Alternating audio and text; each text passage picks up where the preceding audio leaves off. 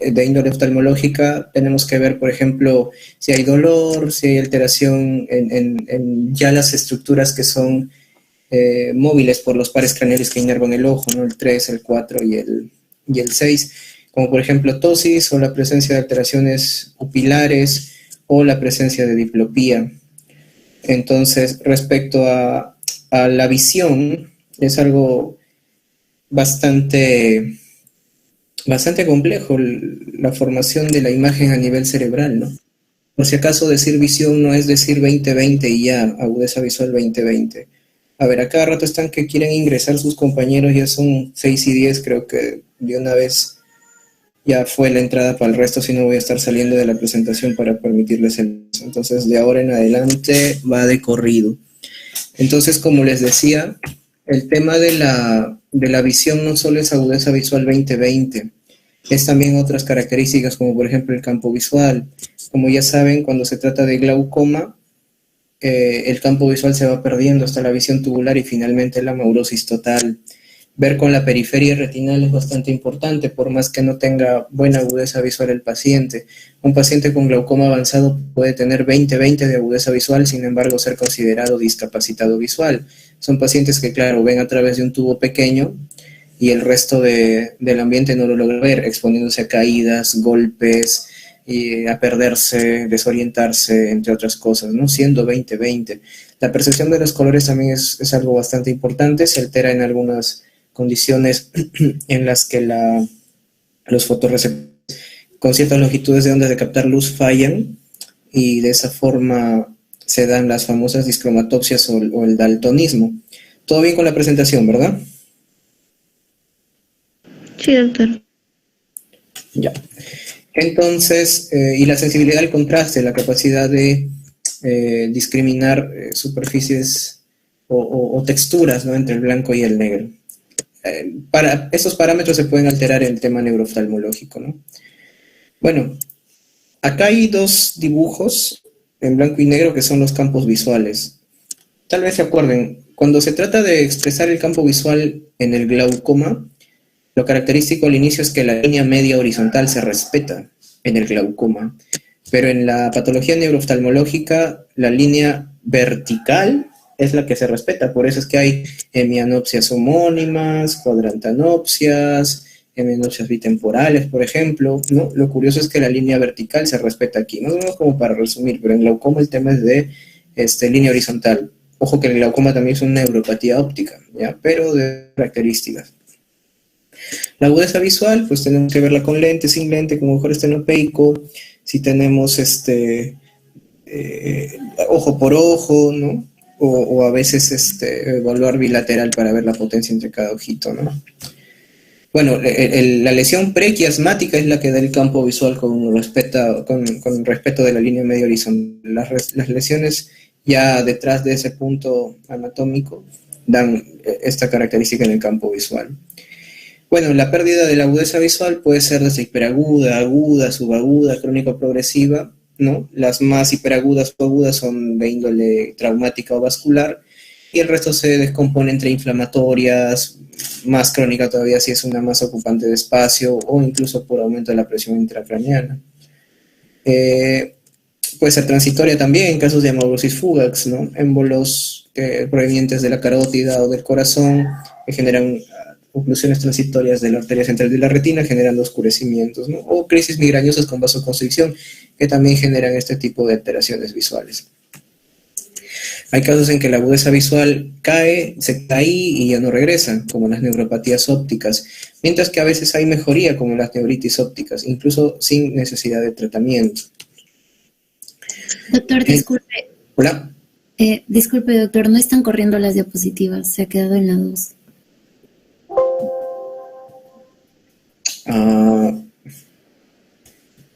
Aquí.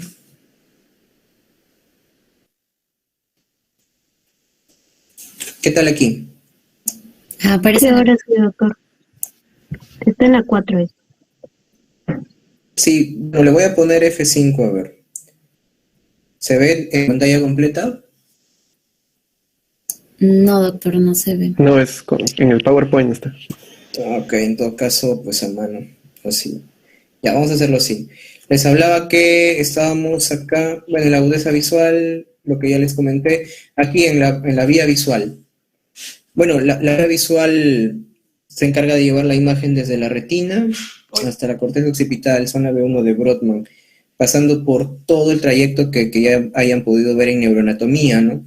Desde la retina, los nervios ópticos, el quiasma, los tractos, las cintillas, hacen sinapsis en el cuerpo geniculado, pero hay un sector, por si acaso, justo por el cuerpo geniculado, en la que hay fibras de respuesta pupilares para más o menos medir la entrada de luz al ojo y de esa forma regular y afinar incluso la visión en lo que sea que queramos enfocar, ¿no? Entonces, en este sentido es muy importante porque la función de las pupilas nos ayuda mucho para los temas de neurooftalmología, como ya los vamos a ver en un momento. Bueno, la vía visual, consideraciones generales, consideraciones anatómicas generales. El nervio óptico, pues, tiene una porción, 3 porciones, ¿no? La intraocular o la papila, 1 milímetro, ahí no hay mielinización, la mielinización se detiene justo antes. La porción intraorbitaria es la más larga, 25 milímetros, tiene forma de S. La porción intracanalicular, la cual está muy ligada a la dura madre y en caso de trauma puede haber avulsiones por estas adherencias. Y finalmente la porción intracraneal. La arteria central de la retina y la vena central de la retina entran y salen a 12 milímetros detrás del globo ocular. Las lesiones anteriores a este reparo anatómico dan edema y posteriormente palidez, mientras que las lesiones posteriores dan palidez sin edema. El quiasma óptico característicamente da las hemianopsias bitemporales, ¿no? Ahora, dependiendo qué tipo de masa y de dónde provenga, porque si predomina la masa que comprime desde arriba o desde abajo, va a dar el inicio de esta hemianopsia de forma característica. Por ejemplo, el adenoma hipoficiario comprime desde abajo, por ende la hemianopsia que se va a desarrollar va a empezar al revés, o sea, desde los cuadrantes superiores, mientras que el cráneo faringioma que comprime desde arriba va a generar una hemianopsia bitemporal que inicia pero desde abajo. Otro reparo importante es el seno cavernoso, en el que pasan las estructuras bastante importantes para la inervación del ojo y su irrigación, como el par craneal 3, 4, 6, la rama 1 y 2 del trigémino y la carótida interna.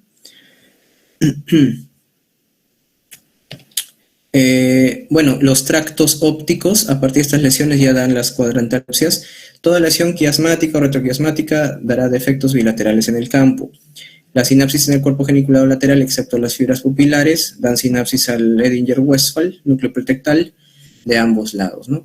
Más atrás están las radiaciones ópticas, que pueden ser temporales o parietales. Una se llama el AC de Meyer, que es la temporal, que cuando se afectan se representan en los cuadrantes retinales inferiores, causando defectos superiores en el campo visual. Las parietales representan los cuadrantes retinales superiores, dando defectos inferiores en el campo visual. Y finalmente el área B1 de Brodmann en la corteza occipital, donde se integra todo esto para formar la imagen.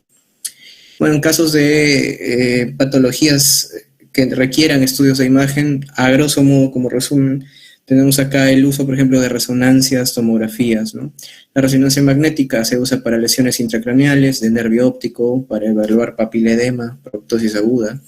En la proyección T1, T2, ¿no? T1 es un estudio más anatómico, T2 más basado en líquidos, o sea, hablamos de hiperintensidad. La resonancia en T1 con STIR, para supresión grasa, con FLAIR, para hipointensidad de líquido cefalorraquídeo, humor vítreo, se usa para investigar lesiones cercarias de fluido, y para la tomografía en caso de traumas, fracturas, cuerpos extraños, enfermedad tiroidea, etc. Bueno, ya con la patología propiamente dicha, ¿no? Patologías ya de neuropatías ópticas. Tenemos la inflamatoria, principalmente la desmielinizante, ¿ok? Que es lo más frecuente. Ojo con estas estadísticas. La más común en adultos, mujeres 2/3, unilaterales en 2/3, retrovulvares en 2/3. ¿Ok? Esto de que sea retrovulvar tiene un dicho en neurooftalmología. Se dice que cuando hay una neuritis óptica retrovulvar, el paciente no ve nada y el médico tampoco ve nada. ¿En qué sentido? Es un paciente que acude a baja visual, el oftalmólogo le hace un fondo de ojo y ve absolutamente todo normal. Y no se explica por qué ha bajado la visión en ese paciente. O sea, el oftalmólogo no ve nada, pero a la vez el paciente no ve nada. ¿Ok? Entonces hay gran deterioro de la visión de colores, hay una bastante desproporción respecto a la agudeza visual. Dolor en 90% de casos. El nervio óptico tiene comunicación, las vainas, con las vainas del músculo recto superior y recto inferior. Entonces los pacientes al mirar arriba y abajo, y este dolor es precedido a la baja visual, o sea, días antes de que la visión baje en el paciente va a sentir el cuadro de dolor. Otra condición inflamatoria es la neuroretinitis, una inflamación combinada de nervio óptico y de la retina, dando inflamación de la papila con papilitis más un signo llamado estrella macular. Esta condición es con hipertensión arterial maligna. Puede ser también parainfecciosa, una reacción que se da en niños, puede ser bilateral, secundaria infección o vacunación, infección viral, responde bien a esteroides. La causa infecciosa, por diseminación, ¿no? En caso de una sinusitis o por el germen causante de la fiebre por arañazo de gato, sífilis, enfermedad de Lyme, meningitis por criptococo y varicela zoster. Y las causas no infecciosas son, por ejemplo, cuadros autoinmunes como sarcoidosis y lupus. Neuropatía óptica isquémica ahora. En la condición isquémica hay dos principales que son noyana, la llamamos así nosotros, pero es neuropatía óptica isquémica anterior no arterítica, y la noia, que es la neuropatía óptica isquémica anterior arterítica. De las dos, creo que es más conveniente empezar es la segunda, ¿no? La neuropatía arterítica. ¿Por qué? Porque se asocia a la arteritis de células gigantes. El cuadro clínico es de un paciente varón mayor de 70 años con dolor en el cuero cabelludo, claudicación mandibular, BCG elevada, miopatía proximal, anemia, fiebre. Y esta condición puede ser potencialmente peligrosa ya que causa edema del disco, dejándolo totalmente pálido por muerte de las fibras nerviosas, ¿no? Asociado entonces a la arteritis de la temporal. Y la no arterítica es asociado a pacientes con factores de riesgo cardiovascular, mayores de 60 años, con factores de riesgo locales, ¿ya?, con disco hiperémico. Hay un término que se llama disc at risk, que es el disco en riesgo. ¿En qué sentido?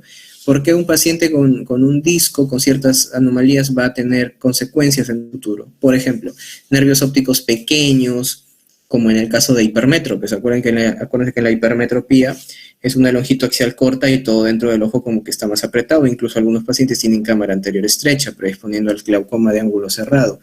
Entonces, el nervio también es pequeño, los vasos están más apretados, la excavación es pequeña. Algunos pacientes tienen drusas del nervio óptico, que son como una mezcla de calcio con glucosaminoglicanos que están depositados en la papila, que aprietan. Al final lo que generan es que los vasos sanguíneos tiendan a ocluirse, generando palidez del nervio óptico. Primero hiperemia y después la palidez. Entonces acá hay factores de riesgo cardiovasculares y el término de disc at risk.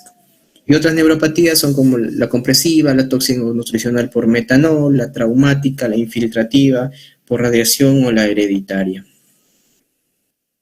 Algo les comenté de la neuritis óptica. En caso de papilitis es más frecuente en niños, la retrovulvar más en adultos y puede ser preludio de la esclerosis múltiple por si acaso. El caso de neuritis óptica muchas veces es un preludio, es la primera manifestación de la esclerosis múltiple. Son pacientes que bajan la visión, dolor precedido de la baja visual, alteración bastante marcada de la percepción de los colores. Esta condición se maneja idealmente con pulsos de metilprednisolona previa desfocalización de infecciones. Y bueno, no necesariamente el hecho de pulsar al paciente va a implicar de que se le reduce el riesgo de que le aparezca esclerosis múltiple en el futuro. O sea, este paciente igual lo va a tener si es que fuera la variante de esclerosis múltiple. O incluso la agudeza visual puede responder espontáneamente, solo que los esteroides acortan el tiempo en el que ello se da. El tema de esclerosis múltiple, la agudeza visual puede ser muy variable. Es uno de los pocos casos, realmente de los poquísimos casos, en que los pacientes pueden llegar en agudeza visual.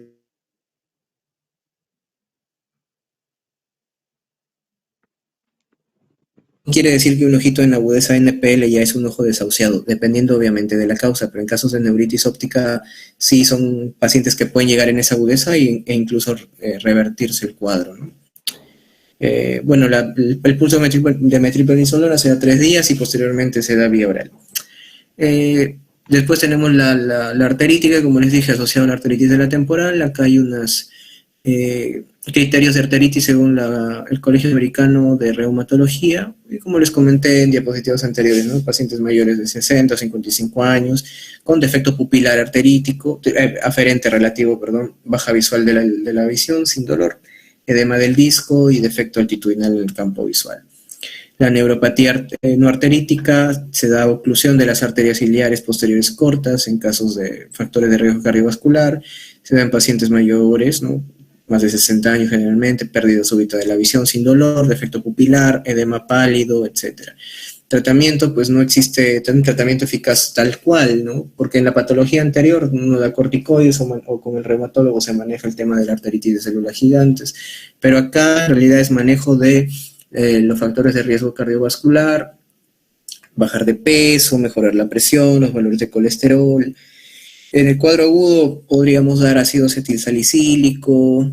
En algunos estudios está como que para ayudar a la circulación de las arterias ciliares posteriores se baja la presión intraocular con algunos antiglaucomatosos, pero no es que sea siempre de esa forma, ¿no? O sea, en realidad muchas veces ya con esta condición vemos a los pacientes que van a llegar a secuela, ¿no? Como la atrofia de los nervios ópticos. Otro tipo de atrofia óptica es la que es secundaria, patología neurooftalmológica, y otro ejemplo también es la atrofia óptica por glaucoma, en la que la excavación crece bastante, ¿no? Ojo con esto, me interesa mucho que sepan el término papiledema. El término papiledema implica inflamación de los nervios ópticos de ambos ojos al mismo tiempo y cuya causa sea hipertensión intracraneana. Y con esto quiero que sepan, jamás digan papiledema del ojo derecho, papiledema del ojo izquierdo. Eso no existe. Tendrían que decir papilitis del ojo derecho o edema de papila del ojo derecho o papilitis o papila del ojo izquierdo. Pero jamás digan papiledema del ojo derecho. Si están diciendo papiledema, ya está implícito que es de los dos ojos y por hipertensión intracraneana. No se vayan a confundir. ¿Ok? Entonces es un edema bilateral del nervio por hipertensión intracraneana. Hipertensión intracraneal benigna es una de las causas más comunes, por ejemplo, ¿no? En mujeres jóvenes con obesidad, en las que hay cefalea matutina, que se alivia con el vómito sin que sean náuseas antes, con bajas visuales, oscurecimientos visuales, transitorios, y por la hipertensión intracraneana pueden haber incluso casos de visión doble debido a parálisis oculomotoras como el sexto nervio, o incluso síncope. Los factores de riesgo cardiovascular son mujeres con obesidad, esteroides, que consumen vitamina E, que tienen tratamiento para el acné, buen ácido nalidíxico o tetraciclinas. La resonancia magnética suele ser normal, pero a la punción lumbar hay aumento de la presión de milímetros de agua de líquido cefalorraquídeo, ¿no? El manejo es bajar de peso, deshidratar el cerebro por la hipertensión intracraneana con acetazolamida, y en casos en las que no hay mejoría se puede entrar a quirófano para hacer algo llamado fenestración del nervio óptico, en la que tienen que cortar las vainas de mielina para que el líquido cefalorraquídeo, que también circula, ojo, en el nervio óptico, se descongestione y no genere daño irreversible de los nervios ópticos luego. Ojo con esto, papiledema, los dos ojos, no vaya a venirles por ahí un casito clínico en el que les diga papilitis bilateral o no sé, papiledema de un ojo, y la cosa no es así, ojo con esto. Sigamos. Bien, esto me importa bastante también que sepan.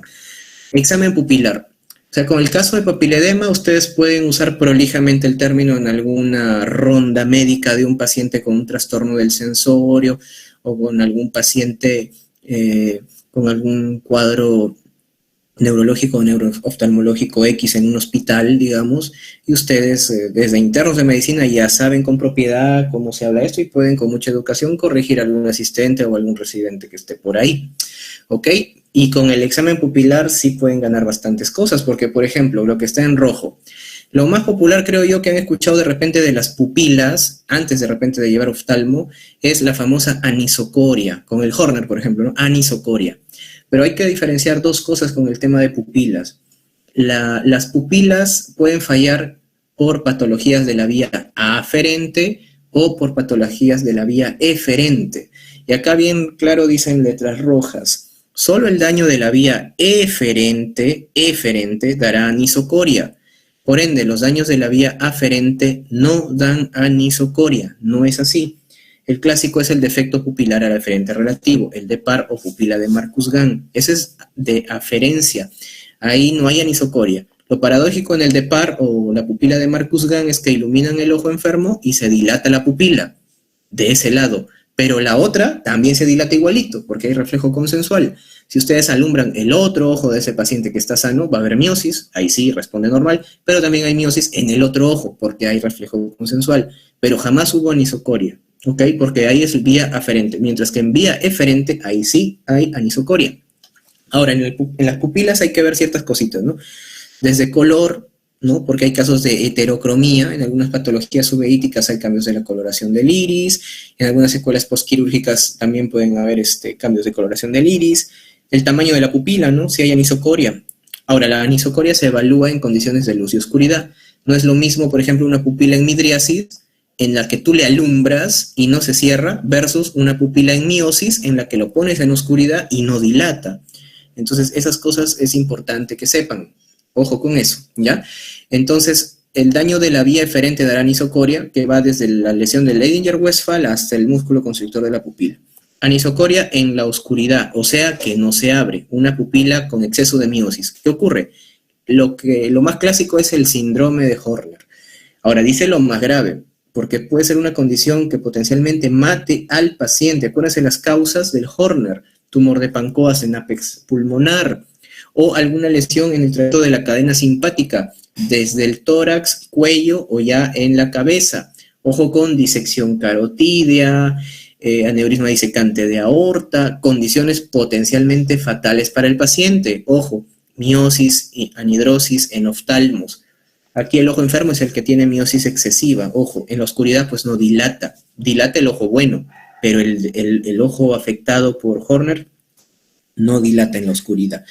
Ahora hay que diferenciar porque también paciente que tenga secuelas de uveitis o secuelas de algún trauma quirúrgico pueden tener sinequias posteriores impidiendo que la pupila se abra, o incluso aquellos que usan mióticos crónicamente también pueden tener miosis, ¿no? Ahora, anisocoria en la luminosidad, o sea, es una pupila que tú le alumbras y no se cierra. ¿Qué pasó ahí?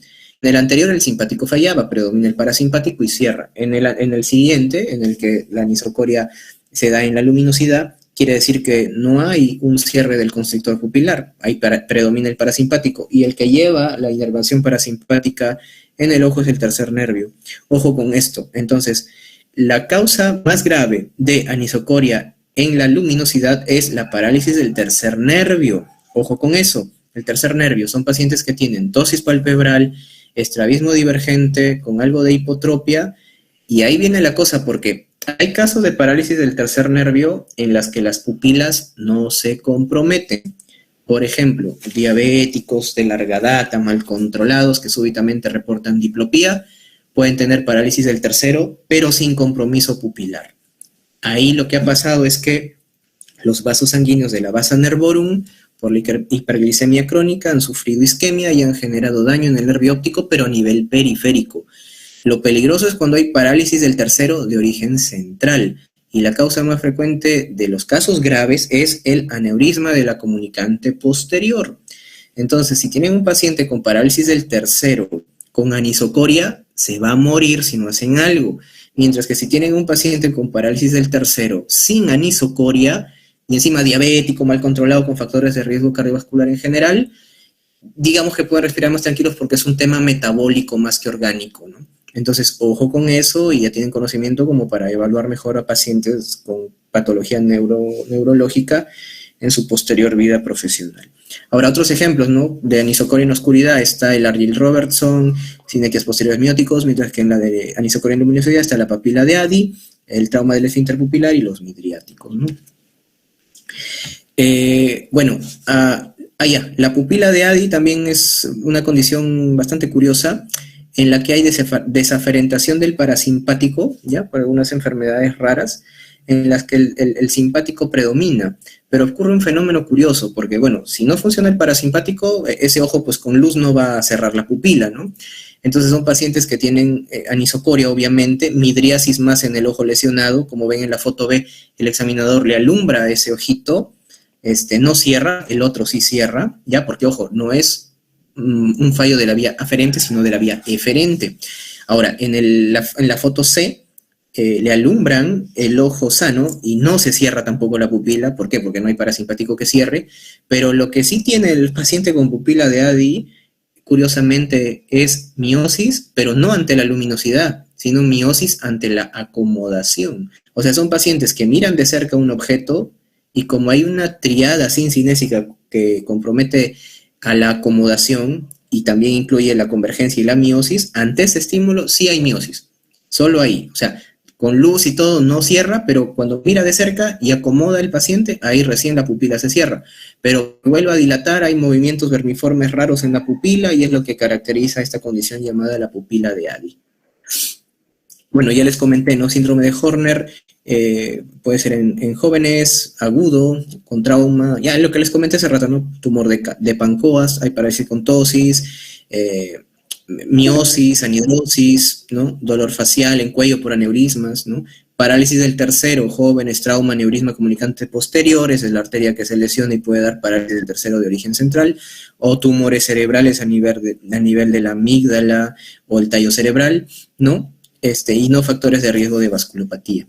La pupila de ADI, lo que les comento, bueno, les digo, mujeres, 2/3 unilateral, 2/3 la fotofobia porque no hay miosis, la luz entra mucho, el paciente se siente saturado por la luz, problemas para leer y movimientos vermiformes de la pupila, ¿no? Eso que les dije que sí contrae a la acomodación, pero no a la luz, es lo que se llama disociación cerca-luz. Y bueno, el examen pupilar. Acá sí vamos a ver sobre la vía aferente, o sea, cuando la luz no se transmite adecuadamente hacia el cerebro. ¿Qué pasa con las pupilas? No hay anisocoria para empezar, pero hay respuestas paradójicas a la luz. Y la respuesta paradójica más común es el defecto pupilar aferente relativo o pupila de Marcus-Gann. ¿Qué ocurre acá? Al paciente, por ejemplo, tiene un problema en el ojo derecho, un problema de lesión en la vía aferente. Ojo, que puede ser desde una maculopatía, un glaucoma, porque el nervio óptico transmite la luz, o una masa compresiva a nivel de la órbita, o ya daño cerebral por alguna enfermedad que esté causando daño en la transmisión de luz a nivel central. La cosa es que ese ojo no transmite la luz, entonces tú le iluminas ese ojo y pues no se dilata, hay midriasis. Pero como el reflejo consensual, que es eferente, sí funciona, midriasis también habrá en el otro ojo, en el bueno. Ahora tú le iluminas el ojo bueno, hay miosis, y esa miosis aparece en el ojo malo también, porque ojo que la vía eferente no está lesionada. Entonces, eso es lo curioso de la pupila de Marcus-Gann, lo que diferencia de las anteriores patologías, ¿no? Condiciones que dan esto, por ejemplo, neuritis óptica, neuropatía óptica, compresión de nervio óptico, glaucoma, tumores, orbitopatías, lesiones de la retina como obstrucción de la vena central, obstrucción de la arteria central, desprendimiento de retina, lesiones que compriman el quiasma, lesión en tracto óptico, daño en mesencéfalo, etcétera, etcétera, ¿no? Pero aquí no hay anisocoria. Muy bien, miopatías oculares. Bueno, y estos son casos más raros, ¿no? La que simula un montón de cosas es la miastenia, pero lo que caracteriza a la miastenia es la fatiga a lo largo del día y la mejoría de la función muscular con el test de Hidrofonio o el test de Tensilón, ¿no? Puede haber parálisis oculomotoras. Acá, por ejemplo, las pupilas no se lesionan, puede haber caídas de párpado, diplopía, entre otras cosas. Y la oftalmoplejía externa progresiva crónica ya es otra condición que genera también trastornos de este tipo. No voy a ahondar mucho en esto porque ya pasamos a la parte más extensa de la charla, que es la parte de estrabismo. ¿Ok? Hasta aquí preguntas.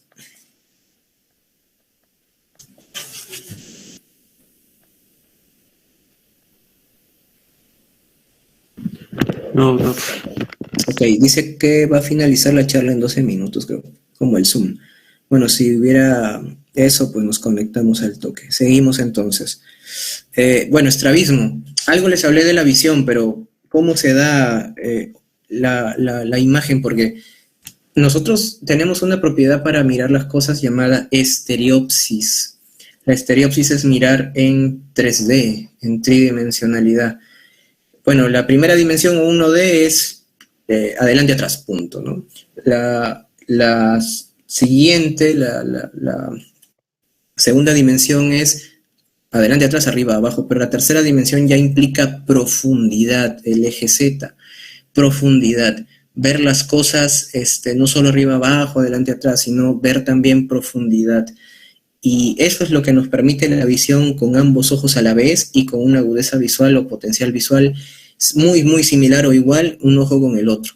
Ahora, para que se dé la imagen única en nivel cerebral, tiene que verse una sola imagen, y eso implica los puntos retinales correspondientes. ¿Qué quiere decir esto? El ejemplo más común, más práctico de entender es la fóvea. Ustedes saben que la fóvea está en la mácula, es la zona de máxima agudeza visual en los seres humanos. Entonces, si yo fijo, qué sé yo, lo que tengan ahí al frente de su habitación, no sé, un adorno, lo que sea, o el reloj en la pared, qué sé yo, si ustedes están mirando ese objetivo ahora mismo, es porque la fóvea de un ojo está enfocando ese objetivo y la fóvea del otro ojo también. O sea, ambas fóveas enfocan el mismo objeto y esa visión, esa imagen se transmite al cerebro por toda la vía visual.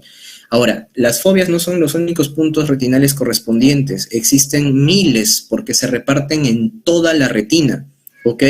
Entonces tiene que haber un punto retinal correspondiente de un lugar, de otro lugar de la retina, para el mismo objetivo que uno quiera reproducir en el sistema nervioso en el cerebro. Ahora, la proyección en el espacio de esos puntos retinales correspondientes forman esa línea que está en la imagen izquierda que se llama el oróptero, ¿ya? Y la propiedad de profundidad, ya que está en la imagen de la derecha, es la capacidad que tiene un ojo con el otro respecto a cierto grado de desalineación. Aquí en la imagen de la derecha se ve la medialuna de la izquierda, pero luego se ven como que dos líneas grises que están con doble línea, un poquito más gruesas, que forman un espacio, y ese espacio se llama el área fusional de Pannum. ¿Qué significa eso? Que es un área en el que si el ojito se desviara así milímetros nada más uno con el otro, aún tendría ese ojo capacidad de ver una sola imagen sin que haya distorsión de las imágenes. Es como que un rango en milímetros en el que el ojo podría desviar un poco, pero aún no generar visión doble de las cosas o confundir al paciente en lo que ve, ¿ya? Es parte también de la visión, es como los dos ojos trabajan para poder generar la imagen en el sistema nervioso. Seguimos, ya. Mira, acá hay algo bastante interesante. Ustedes escuchan visión doble, diplopía, pero realmente no es así. Hay dos formas en las que los pacientes pueden percibir las cosas cuando los ojos se desalinean. Una es la diplopía, pero otra es un término llamado confusión. La confusión quiere decir lo siguiente, como está en la figura que está en la izquierda. El punto retinal correspondiente de un ojo no se corresponde con el del otro ojo. Son, digamos, las fóveas, ¿ok? Entonces, la fóvea de un ojo apunta a la luna y la fóvea del otro ojo apunta a una nube. Son dos objetos diferentes. Entonces, el paciente va a intentar generar una sola imagen de ambos y el cerebro va a tratar de fusionar la imagen de la nube con la luna y no va a poder. Y eso se llama confusión, ¿ok? Confusión, ¿qué significa? Puntos retinales que sí son correspondientes enfocan objetos diferentes, ¿ya? Puntos retinales que sí son correspondientes enfocan objetos diferentes. Mientras que en la diplopía lo que existe es que el objeto sí es captado por los dos ojos, pero por puntos retinales no correspondientes, como es en la figura de la derecha. En la figura de la derecha, el ojo derecho con el punto F, que es su fóvea, enfoca la estrella, mientras que en el ojo de la izquierda, la fóvea apunta hacia sabe Dios dónde, pero el punto 0 es el que apunta a la estrella. Entonces, el cerebro ve dos imágenes diferentes. Esa es la diferencia entre confusión y diplopía. Ojo con esto. Ahora, el cerebro pues no puede vivir con dos imágenes confundiéndolo o generando visión doble. Tiene que haber adaptaciones. Y dependiendo la edad en la que se desarrolla este fenómeno, vienen las consecuencias. Lamentablemente, la mayoría de trastornos de estrabismo vienen en la edad pediátrica, una edad en la que los niños tienen bastante neuroplasticidad. Y esa neuroplasticidad les permite adaptarse de formas que no deberían ser las ideales, pues, ¿no? ¿Qué hace el cerebro para evitar la visión doble o qué hace el cerebro para evitar la confusión? Simplemente ordena a el ojo que está fallando que se apague, por decirlo así entre comillas, suprime la imagen y hace que el paciente mire con un solo ojo. Esa supresión es la causa de que algunos niños con estrabismo se desarrollen ambliopía u ojo perezoso. O sea, el cerebro, para evitar la diplopía, ordena a ese ojo que se apague, por eso les decía, generando este problema. Cuando estos trastornos de los ojos ocurre en adultos, ya esa propiedad de neuroplasticidad desaparece. Y esos pacientes sí van a tener diplopía o confusión de forma crónica. Y ellos sí no se van a poder adaptar. Eso sí sería un problema bastante serio, ¿no? Pero cuando se da en niños, hay adaptaciones para evitar la visión doble. Ahora, si agarra esto en un niño ya que pasó su periodo de neuroadaptación, hay casos en los que los ojos pueden estar desalineados, pero colocando la cabeza en cierta posición se compensa la desalineación. Y eso ocurre, por ejemplo, en la condición que tiene la mirada patética. No sé si han escuchado ese término. Esa condición es la parálisis del oblicuo superior, que está inervado por el cuarto nervio. Entonces, la parálisis del cuarto nervio genera una posición compensadora. Porque si, por ejemplo, acá está la foto, ¿no? Es un niñito que está con inclinación de la cabeza hacia su lado izquierdo. Estos pacientes tienen que estar así porque si enderezan su cabeza, el ojo lesionado se va para arriba, generando diplopía vertical. Y esos pacientes tienen que compensar ese estrabismo girando su cabeza a un costado y de esa forma ven una sola imagen, pero a expensas de bastante disconfort a nivel cervical. Existe un término llamado la tortícolis ocular. La tortícolis ocular. Son pacientes que desarrollan contracturas del cuello debido a la posición crónica que tienen por compensar un estrabismo, ¿no? Por ejemplo, acá en la imagen. Bueno, acá dice la cabeza va hacia donde el ojo no puede, ¿no? Es un decir para la compensación, la posición compensadora de la cabeza en pacientes con estrabismo vertical.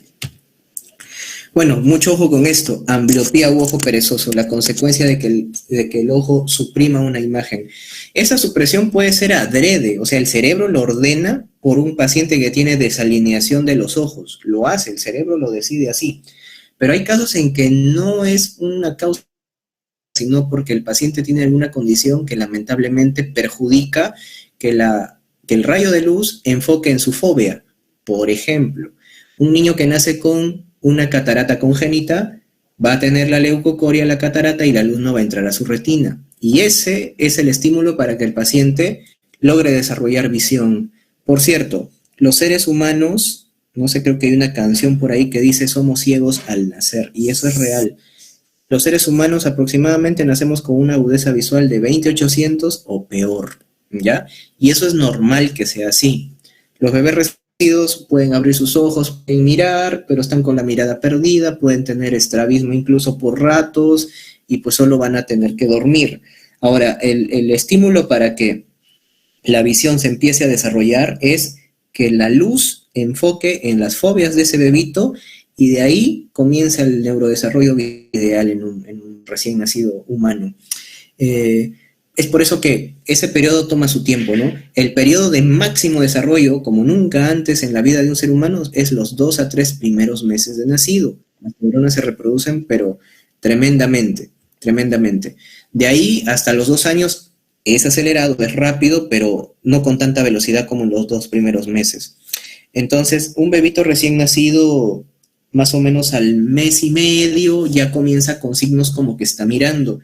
Un bebito de 1 mes y medio, 2 meses, lo primero que ve y que de verdad ya va identificando es el rostro de su mamá, la ve cerca cuando le da seno. Entonces, estos bebitos comienzan a sonreír coquetamente cuando su mamá les da el seno, ¿no? Y la familia o la mamá dice, ¡ay, qué coqueto el bebé! Bueno, ese es un signo de que está mirando y eso es bueno, ¿no? Un bebé que ya sonríe, tiene sonrisa social a partir de los 1 mes y medio, 2 meses, es bueno. Y ojo con este dato, al 3er mes de nacido, ese bebé tiene que tener los 2 ojitos alineados correctamente. no debe tener ningún tipo de estrabismo.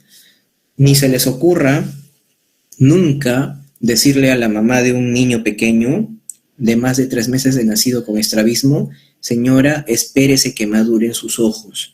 Señora, espérese 1 año, espérese hasta que tenga 2 años, espérese hasta que tenga 3 años. Eso no es bien.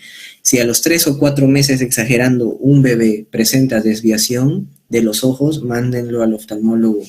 No lo dejen así. Y eso les cuento porque es real. Muchos residentes de pediatría que rotaban conmigo en otra institución, veían cómo las mamás traían a sus niños de 5 años, digamos, en los que uno le preguntaba: ¿de dónde viene, señora? Entonces la mamá decía, qué sé yo, de acá de La Esperanza, ¿no? Ah, de La Esperanza, ok. Y bueno, ¿dónde lo han atendido ese niño? No, primera vez que lo traigo al oftalmólogo. Y uno le dice: pero señora, usted vive acá en Trujillo y nunca lo ha llevado a un médico viéndolo a ese niño con estrabismo. Y la mamá respondía: es que el pediatra me dijo que espere. El pediatra me dijo que espere. Y ahí los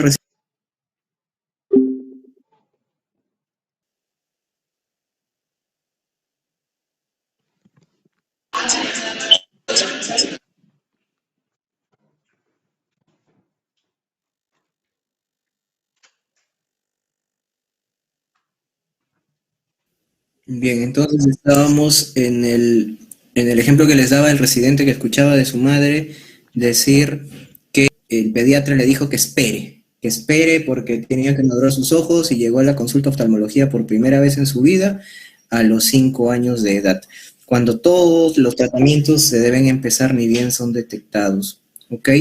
Entonces, a ver, sigan ingresando.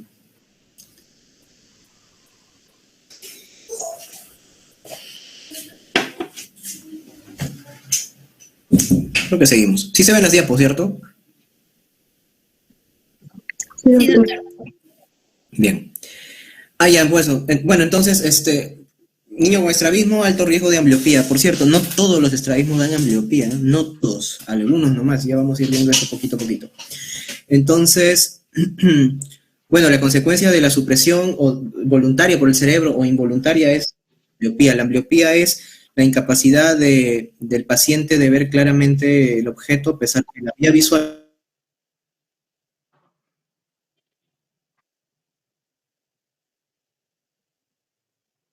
mácula, nervio, quiasma, todo. De ahí para adelante, bueno, pueden haber cosas que generen alteración de la entrada de la luz. Por ejemplo, una catarata, les decía, ¿no? No deja entrar la luz.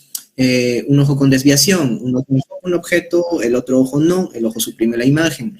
O un paciente que tenga una ametropía más en un ojo que en otro. Esa también es una causa de ambliopía.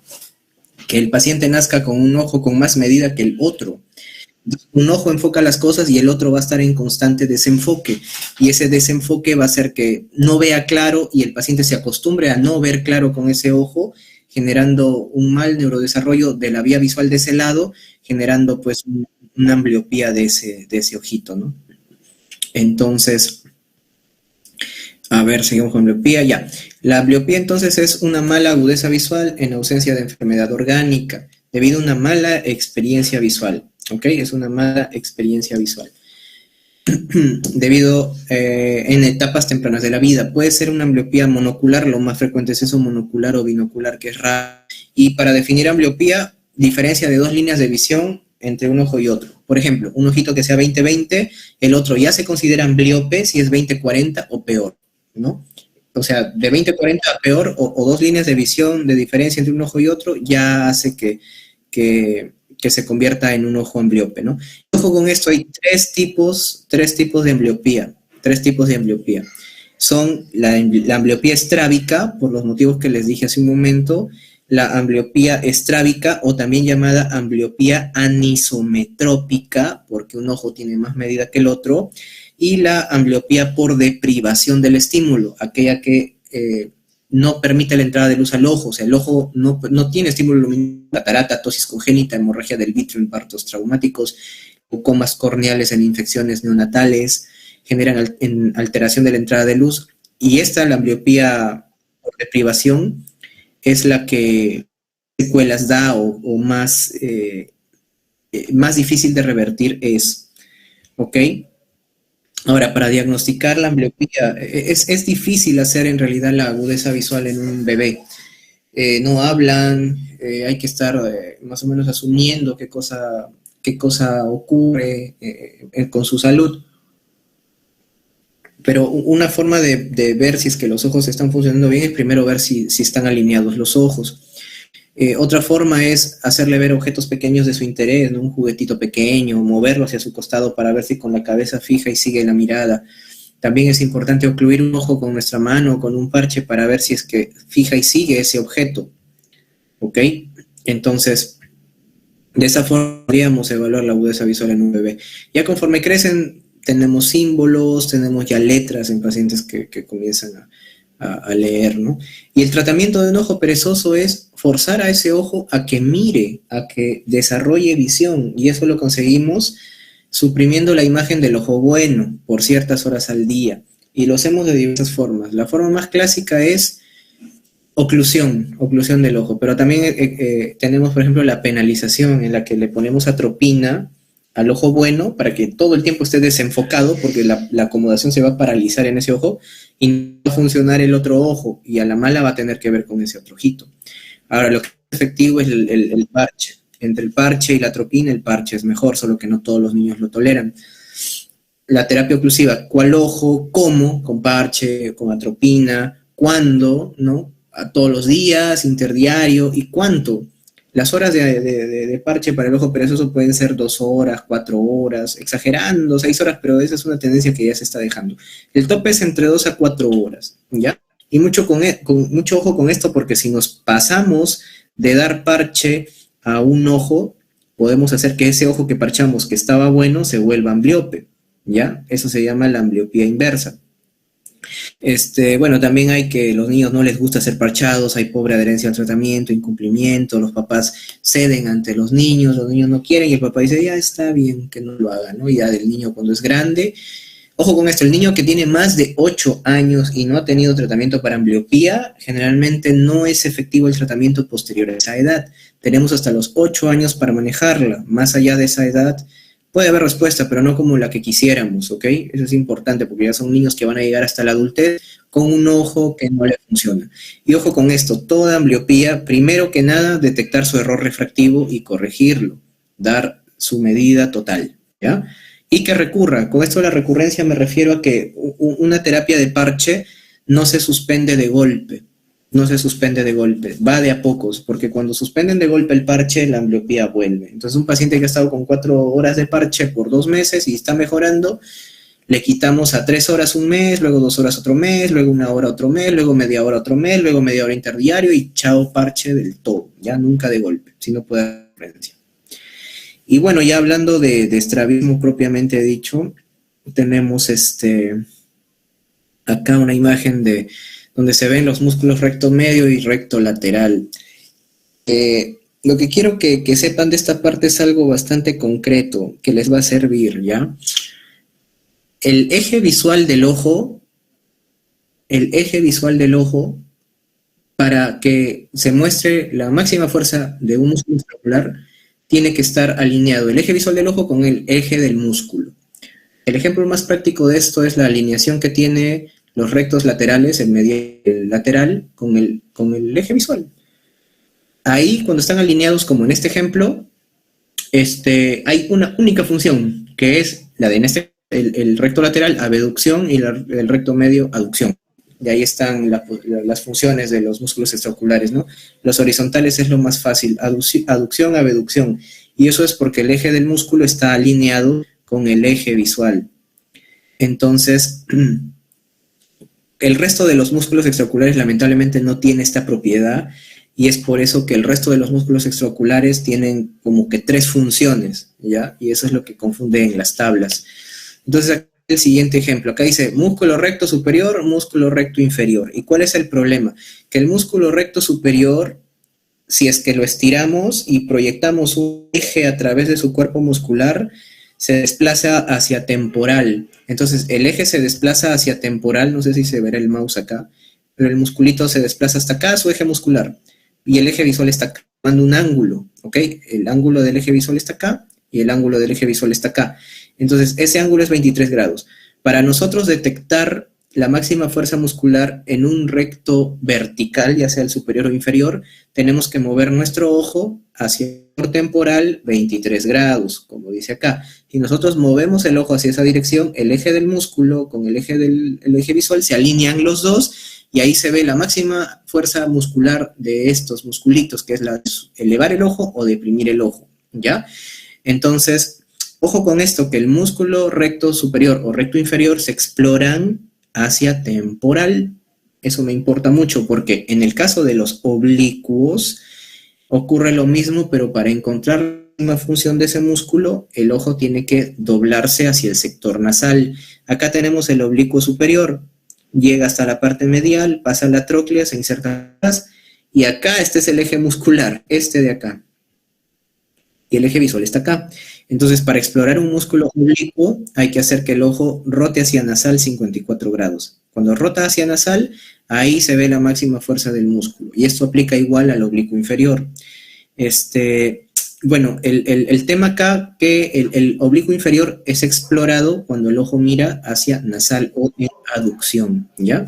Cuando el ojo mira en aducción, se ve la máxima fuerza del músculo. Entonces, recto superior e inferior se evalúa con el ojo mirando a temporal o en abducción, y los oblicuos superior e inferior se evalúan haciendo que el paciente mire hacia nasal o en aducción. Y esto va a servir para algo que les voy a decir en un rato.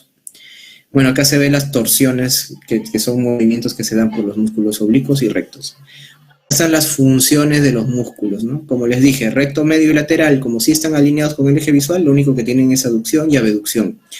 Los rectos, superior e inferior, no alineados con el eje visual.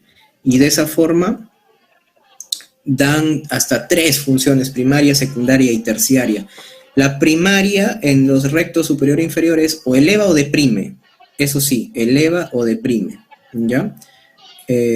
La secundaria y la terciaria sí va a cambiar. Por ejemplo, lo que es recto superior causa encicloducción y el recto inferior excicloducción. La función terciaria, los rectos superior e inferior hacen aducción. Ahora, en los oblicuos inferior y superior ocurre el inferior eleva y el superior deprime. Pero ojo, esa no es su función primaria. Su función primaria es el oblicuo superior intorsiona o encicloducción. El oblicuo inferior extorsiona o excicloducciona. Lo de elevar y deprimir es recién la función secundaria. Y la última, la terciaria, es la de abducción. Entonces acá hay como que unas cositas como para que se acuerden. Tanto recto superior como inferior juntos hacen aducción. Los dos oblicuos juntos hacen abducción, ¿ya? Mira, los dos superiores, oblicuo superior y recto superior, hacen encicloducción o intorsión. Los dos inferiores, recto inferior y oblicuo inferior, hacen extorsión o excicloducción, ¿ya?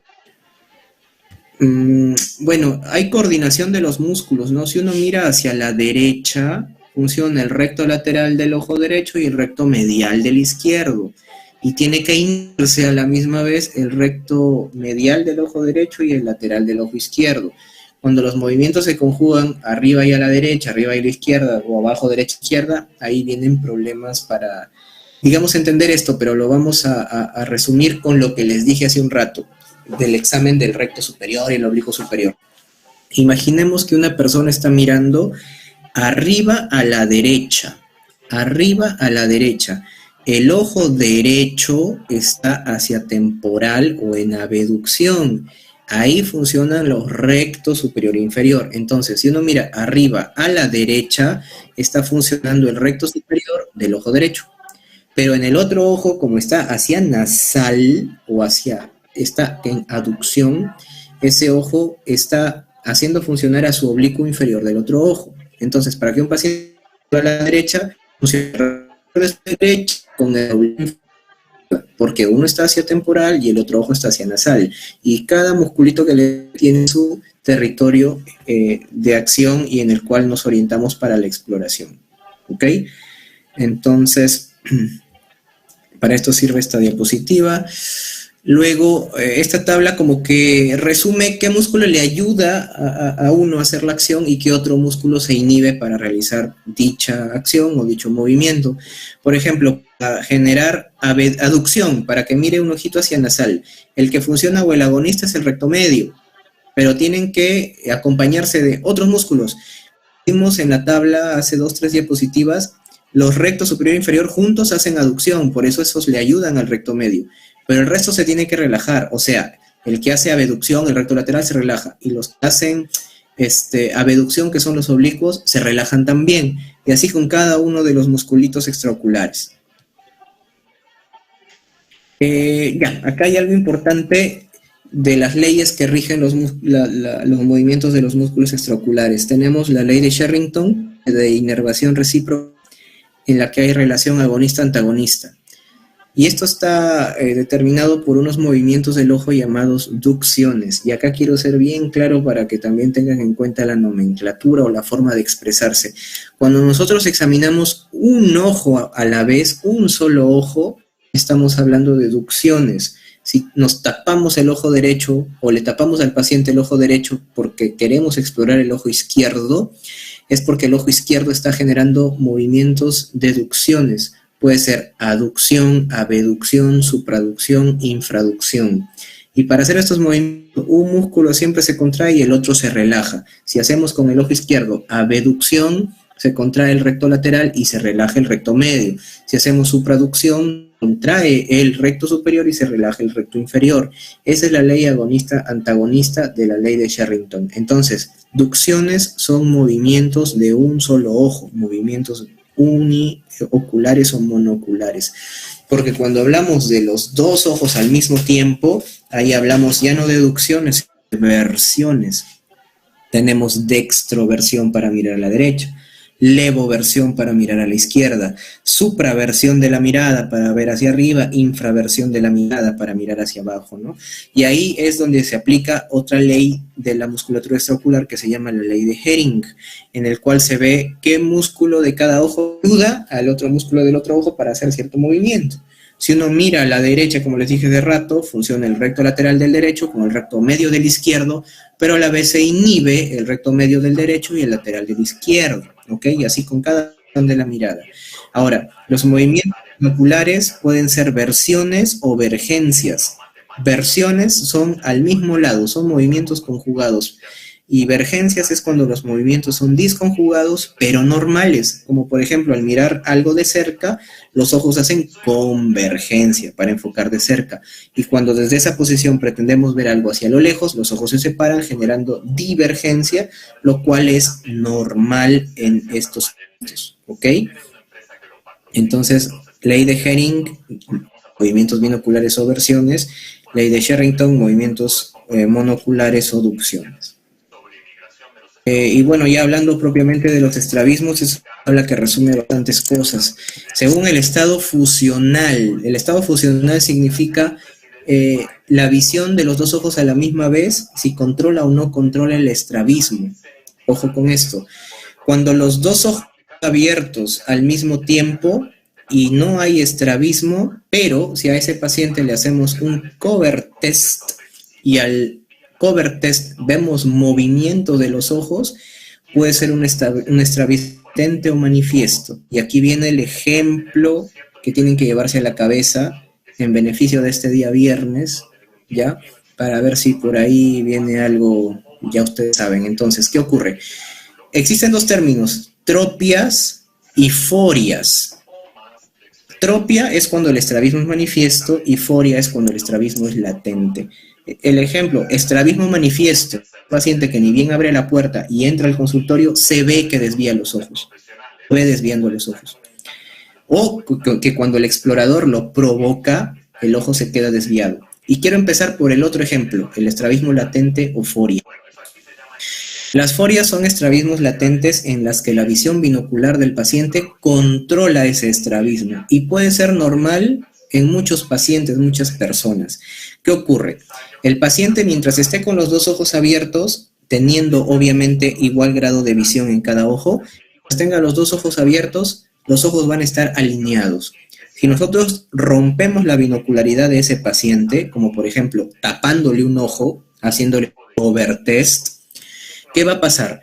Si yo, por ejemplo, a un paciente le ocluyo el ojo derecho, ¿ya? El ojo derecho, va a haber cosas en ese ojo. Entonces, atentos, ocluyo el ojo derecho y veo qué pasa en el izquierdo. No se mueve, no se mueve. Al yo retirar el oclusor del ojo derecho, puedo evidenciar una desviación. Pero en el caso del estrabismo latente, esa desviación que se manifiesta es tan fugaz, milisegundos, ese ojo vuelve a fijar la mirada, se vuelve a centrar, porque el paciente vuelve a estar en un estado de binocularidad. Entonces, ojo con las forias. A simple vista no desvía. Le tapas en un ojo y al desocluir ese mismo ojo tú puedes ver un movimiento de refijación instantáneo sin que el paciente haga nada, porque rapidito fija y hace abolición de ese estrabismo latente. En el caso de un estrabismo manifiesto, como les dije hace un ratito, puede ser un paciente que ni bien entra al consultorio lo ven desviando o que el examinador lo provoca con exámenes. Sigamos por ejemplo del cover test. Si tú le tapas el ojo a un paciente que lo ves derechito sus ojos, pero igual lo quieres explorar, le tapas un ojo a ese paciente y al desocluir ese ojo tú ves que ese ojito se desvió, pero no volvió a su misma posición de inmediato, sino que tardó segundos, o el paciente tuvo que hacer algo para que ese ojo vuelva a fijar, y ese algo puede ser que el paciente se frotó los ojos porque empezó a ver doble, entonces se frotó. Entonces, esa sola actitud del paciente, o que el ojo se quede desviado después de ocluir, te habla ya de un estrabismo que está manifiesto, que es una atropia, a diferencia de si el ojo se queda desviado o vuelve a fijar la mirada, pero después de un rato o después que el paciente hace maniobras, parpadea, se frota, gira su cabeza, qué sé yo. Eso no es normal, eso último no es normal. Ahí hablamos de tropias, y hay tropias manifiestas e intermitentes, ¿ya? Según la dirección de la desviación, puede ser una endotropia, exotropia, hipertropia, hipotropia. Según el inicio, un estrabismo congénito en menores de 6 meses, adquirido después de los meses.